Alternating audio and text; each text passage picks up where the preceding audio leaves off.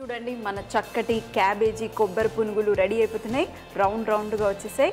అలాగే ఇలా రౌండ్గా వచ్చినప్పుడు కొంచెం కాలటానికి మనం వీటితో ఆడుకోవాల్సి వస్తుంది. ఎందుకంటే ఈ ఉబ్బిపోయాయి కాబట్టి ఒకవైపే చక్కగా కాలుతాయి. ఇంకోవైపు కాలాలి అంటే దాన్ని ఇలా ఇలా అంటూ తిప్పుతూ ఉంటేనే అప్పుడే అవి ఇంకోవైపు కూడా కాలుతాయి. లేదంటే ఒకవైపు మీరు చూసే ఉంటారు కదా, మన యూజువల్గా బయట బోండాలు లేదా ఈ పునుగులు ఒకవైపు కొంచెం ఎక్కువగా కలర్ ఉంటుంది, ఒకవైపు లైట్గా కొంచెం తక్కువగా కలర్ ఉంటుంది. సో జాగ్రత్తగా ఉండండి. ఇలాంటివి వేసేటప్పుడు ఆయిల్ పైన పడుతుంది, కొంచెం జాగ్రత్తగా వేసుకోండి. ఇప్పుడు చూడండి మంచి రంగు వచ్చేసింది రెండు వైపులా. ఇప్పుడు స్టవ్ ఆఫ్.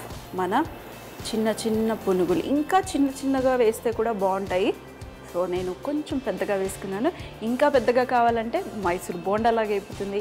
కొంచెం చిన్నగా అయితే మనకి చక్కగా తినటానికి బాగుంటుంది, పిల్లలకి టిఫిన్ డబ్బాలో పెట్టడానికి కూడా బాగుంటుంది. సో ఇవి రెడీ. ఎక్కువగా ఆయిల్ కూడా ఏం పీల్చదు.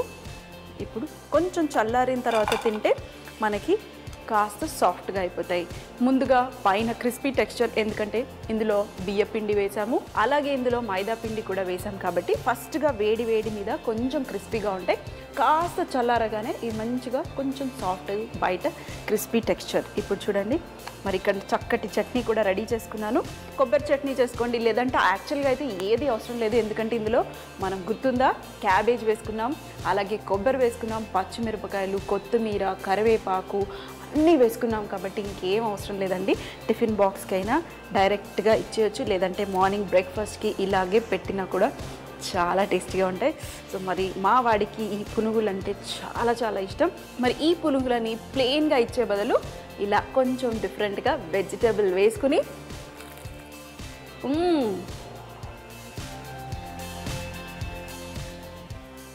టేస్టీగా చేసుకోవచ్చు.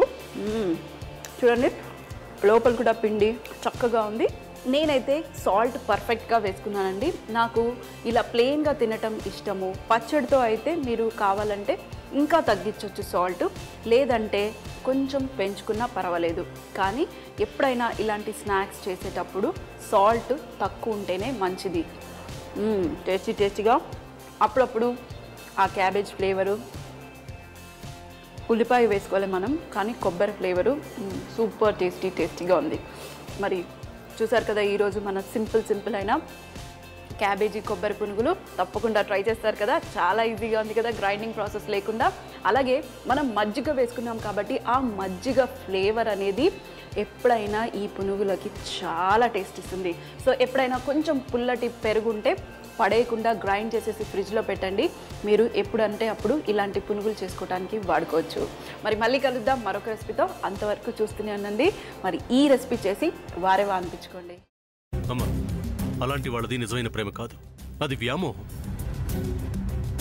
ఎగ్జాక్ట్లీ చిన్నత్త, నిజంగా ప్రేమించుకున్న వాళ్ళు అలా చేయరు.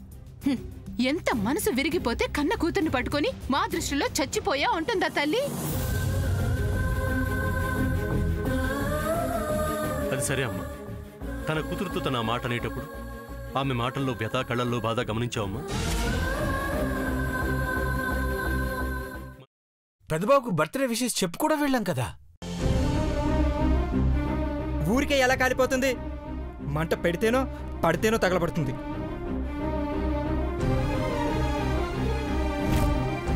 కరెక్ట్ చిన్నబాబు, నీకొచ్చినట్టే నాకు డౌట్ వచ్చింది.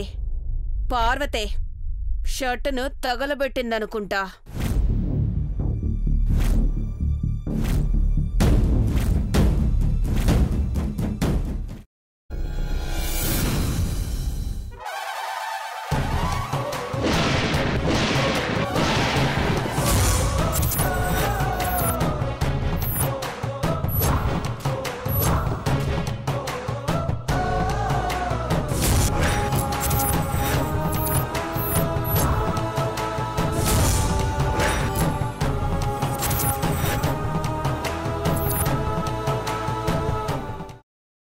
తర్వాత పొట్టు తీసేసి చాప్ చేసి పక్కన పెట్టుకోవాలి.